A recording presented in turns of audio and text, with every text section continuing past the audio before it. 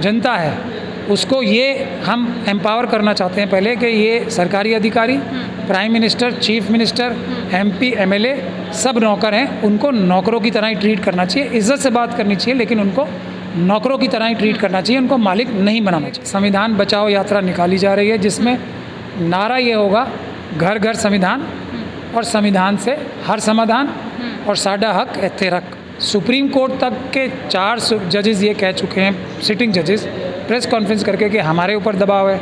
Election commission का हाल तो आप देख ही रहे हैं जो हो रहा है, और जो सीबीआई को सुप्रीम कोर्ट खुद केज्ड पैरेट बोल चुकी है।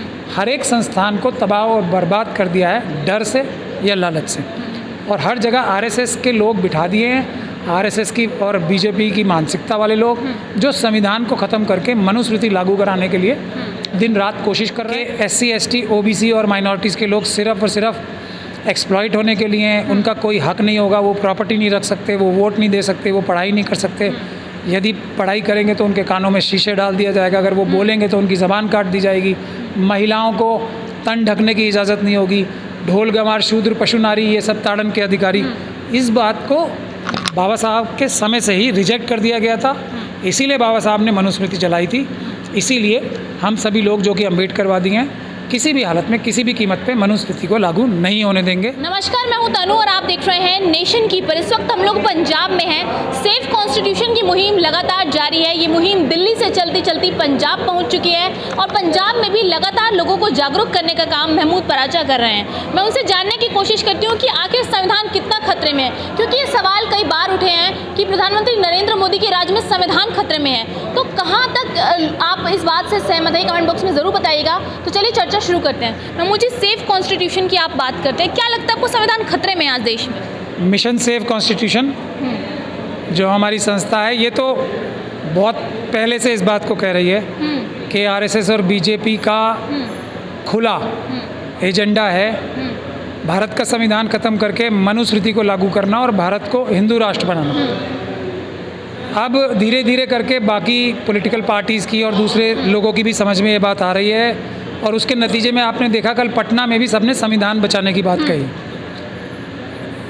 लेकिन ये जिम्मेदारी हम सोशल एक्टिविस्ट जो हैं उनकी ज़्यादा है। क्यों? हम ग्रास रूट पे लोगों को अवेयर कर रहे हैं कि संविधान बचाना कोई ये नहीं है कि किसी किताब को बचाना है। संविधान बचाने का मतलब ये है कि देश को जो तरीका, जो सिस्टम बाबा साहब डॉक्टर भीमराव अंबेडकर और उनके मुट्ठी भर साथियों ने संविधान के रूप में दिया था, देश उसी तरीके से चलेगा। कोई इंसाफ और बराबरी देश में सबसे प्रथम गोल सबका होना चाहिए, सब सरकारों का होना चाहिए, हर एक नागरिक का होना चाहिए। किसी मनुस्मृति से किसी को ऊंचा नीचा, किसी का हक मारने से देश नहीं चलने वाला। ये एक संविधान बचाओ यात्रा निकाली जा रही है जिसमें नारा ये होगा घर घर संविधान और संविधान से हर समाधान और साडा हक इत्थे रख। तो ये मतलब ये है कि संविधान बचाने का मतलब ये है कि हर एक नागरिक का जो हक संविधान ने उसे दिया है वो उसको घर तक पहुंचाना जिम्मेदारी है सरकार के हर एक ऑफिसर की, हर एक इलेक्टेड रिप्रेजेंटेटिव की। आपको लग रहा है जो कॉन्स्टिट्यूशन में लॉज हैं उन लॉज पर आज काम नहीं हो रहा है? क्योंकि आप जब कॉन्स्टिट्यूशन संविधान बचाने की बात करते हो तो उसके लॉज पर भी सवाल उठते हैं कि क्या उन लॉज के तहत देश में काम नहीं हो रहा है? बिल्कुल नहीं हो रहा। अगर हो सकता तो अडानी इतने पैसे नहीं कमा सकते थे। संविधान ने जो कानून बनाए हैं सेबी के, रिजर्व बैंक ऑफ इंडिया के, दूसरी रेगुलेटरिंग अथॉरिटीज़ के, उन सब को दबाव में लेके ये सरकार अमित शाह साहब द्वारा सबको ख़त्म करके अडानी को फ़ायदा पहुंचा रही थी। तो ये संविधान का उल्लंघन हुआ ना, संविधान की धज्जियाँ उड़ा के। सुप्रीम कोर्ट तक के 4 जजेस ये कह चुके हैं, सिटिंग जजेस, प्रेस कॉन्फ्रेंस करके कि हमारे ऊपर दबाव है। इलेक्शन कमीशन का हाल तो आप देख ही रहे हैं जो हो रहा है, और जो सीबीआई को सुप्रीम कोर्ट खुद केज्ड पैरेट बोल चुकी है। हर एक संस्थान को तबाह और बर्बाद कर दिया है डर से या लालच से, और हर जगह आरएसएस के लोग बिठा दिए हैं, आरएसएस की और बीजेपी की मानसिकता वाले लोग जो संविधान को ख़त्म करके मनुस्मृति लागू कराने के लिए दिन रात कोशिश कर रहे हैं। हमारा ये मिशन सेफ कॉन्स्टिट्यूशन किसी भी हालत में मनुस्मृति लागू नहीं होने देगा और किसी भी हालत में भारत को संविधान से ही चलने के लिए हम लोग संघर्षरत रहेंगे। ठीक है, आपने अभी हिंदू राष्ट्र की बात की, तो कई लोगों की विचारधारा ये है कि जब कई मुस्लिम कंट्रीज़ ऐसी हैं जहाँ सिर्फ मुसलमान रहते हैं, तो यदि हिंदू ये चाहें कि भारत में सिर्फ हिंदू रहें और हिंदू राष्ट्र बन जाए, तो इसमें कहाँ तकलीफ़ होनी चाहिए? कि ये 1947 में ये बात तय हो चुकी है, बाबा साहब डॉक्टर भीमराव अंबेडकर ने तय कर दी है कि वो भारत को हिंदू राष्ट्र नहीं बनने देंगे, क्योंकि 1927 में बाबा साहब ने मनुस्मृति जलाई थी। हिंदू राष्ट्र का मतलब क्या है? मनुस्मृति का लागू होना। ऐसा राष्ट्र जो ये कहता हो बनना अच्छी बात नहीं है, पूरी दुनिया में ऐसी बात नहीं कह सकता आज के सभी लोग एक ख़ास मनुवादी मानसिकता के लोगों की सेवा करने के लिए पैदा हुए हैं, कि SC ST OBC और माइनॉरिटीज़ के लोग सिर्फ़ और सिर्फ एक्सप्लॉइट होने के लिए हैं, उनका कोई हक नहीं होगा, वो प्रॉपर्टी नहीं रख सकते, वो वोट नहीं दे सकते, वो पढ़ाई नहीं कर सकते, यदि पढ़ाई करेंगे तो उनके कानों में शीशे डाल दिया जाएगा, अगर वो बोलेंगे तो उनकी ज़बान काट दी जाएगी, महिलाओं को तन ढकने की इजाज़त नहीं होगी, ढोल गंवार शूद्र पशु नारी ये सब ताड़न के अधिकारी।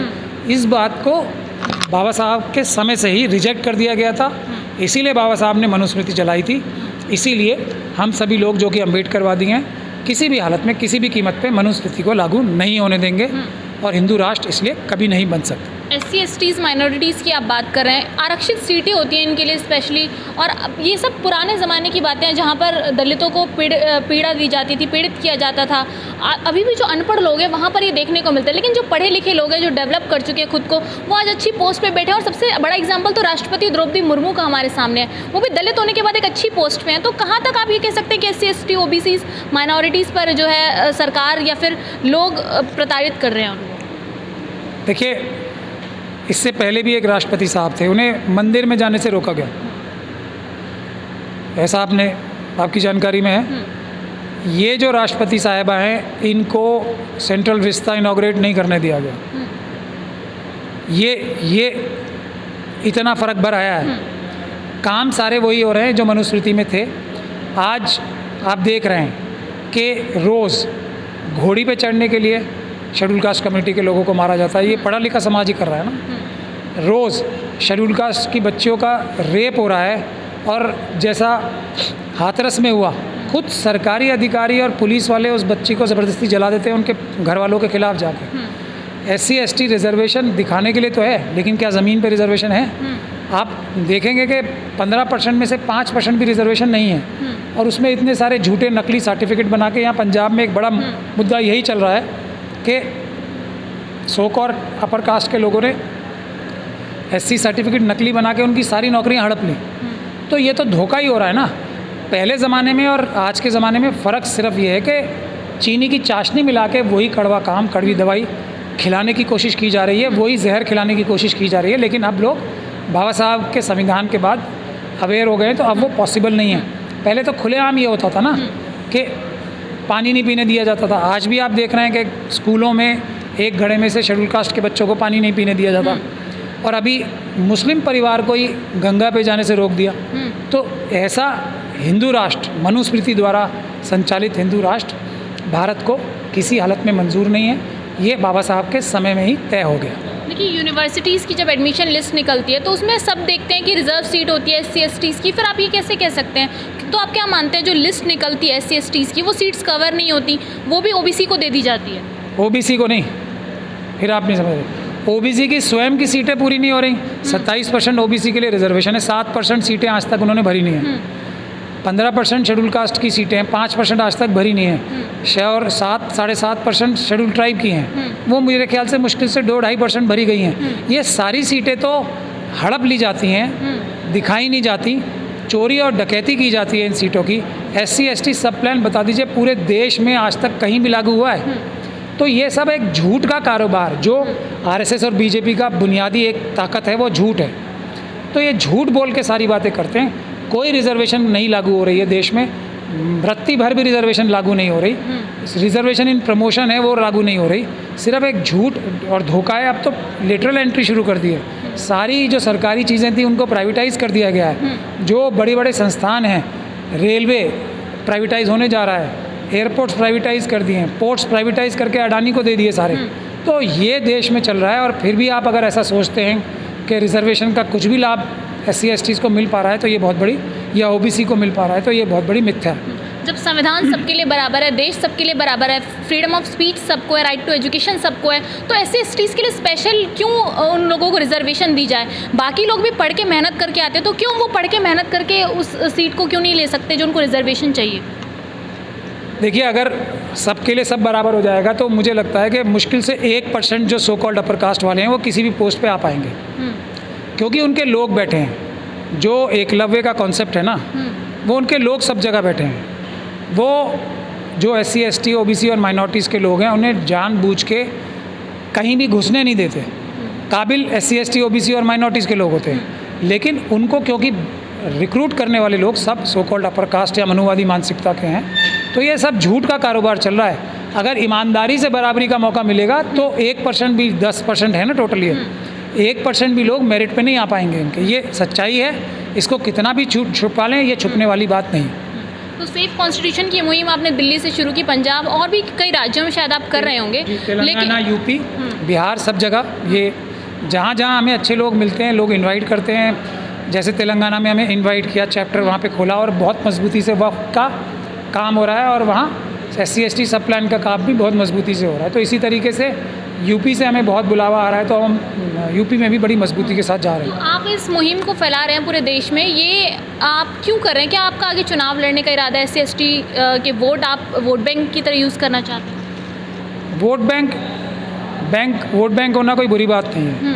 हम सच्चाई और ईमानदारी के लिए, और जो कॉन्स्टिट्यूशनल संवैधानिक राइट्स हैं, मालिक को मालिक बनाने के लिए और नौकर को नौकर बनवाने के लिए हम लोग काम कर रहे हैं। अब इसमें राजनीति भी एक तरीका हो सकती है, लेकिन अभी हमारा राजनीति में आने का कोई विचार नहीं है। हम पहले सोशल मूवमेंट तैयार करना चाहते हैं। हम ये चाहते हैं कि MP MLAs और जो पॉलिटिकल पार्टीज़ हैं उसके लोग जनता के नौकर होने की जगह पे मालिक बन जाते हैं। पहले वो कॉन्सेप्ट ख़त्म हो जाए।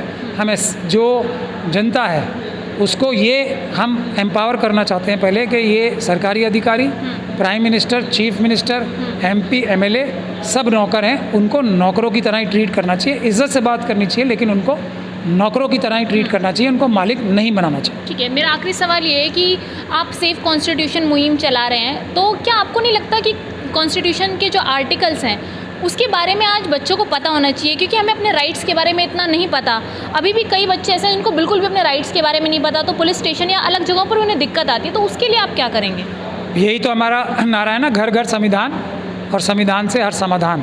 हम संविधान को प्रैक्टिकल रूप से पढ़ाने की चेष्टा कर रहे हैं लोगों को, कि लोग जानें ये सिर्फ किताब नहीं है, इसका हमारी रोज़मर्रा की ज़िंदगी में कितना लाभ मिलेगा, कितने हमारे अधिकार सुरक्षित होंगे और कितने जो हमारे अधिकारों का हनन होता है वो रुकेगा। पुलिस और प्रशासन के लोग जो आज कमज़ोर तबकों को तंग करते हैं वो नहीं कर पाएंगे, बल्कि उनकी सेवा करेंगे जिसके लिए उनको नौकरी दी जाती है। ठीक है, बहुत बहुत धन्यवाद। तो हमारे साथ सुप्रीम कोर्ट के वरिष्ठ लॉयर महमूद पराचल जी थे, जिन्होंने बताया कि सेफ कॉन्स्टिट्यूशन जो मुहिम इनकी ओर से शुरू की गई है वो हर घर तक संविधान के बारे में जानकारी देने के लिए शुरू की गई है। जो छोटे बच्चे हैं जिन्हें आज आर्टिकल्स के बारे में नहीं पता, अपने अधिकारों के बारे में नहीं पता, तो वो मांग कहाँ तक करेंगे? कई पुलिस स्टेशन पर कंप्लेन नहीं लिखी जाती, कई बार उन्हें डराया धमकाया जाता है, लोग डर जाते हैं, कंप्लेन नहीं करते और कई बातें छुपा ली जाती हैं। ये सिर्फ और सिर्फ कॉन्स्टिट्यूशन आर्टिकल्स की जानकारी ना होने की वजह से होता है। तो एक बहुत अच्छी मुहिम है जो लगातार अलग अलग राज्यों में महमूद पराचल जी द्वारा चलाई जा रही है। और जैसे कि उन्होंने कहा कि राजनीति का इस्तेमाल भी ये कर सकते हैं, लेकिन राजनीति में जाने का इनका अभी कोई मूड नहीं है। तो ऐसी वीडियो में मेरे साथ मैं तनु, नेशन कीपर्स।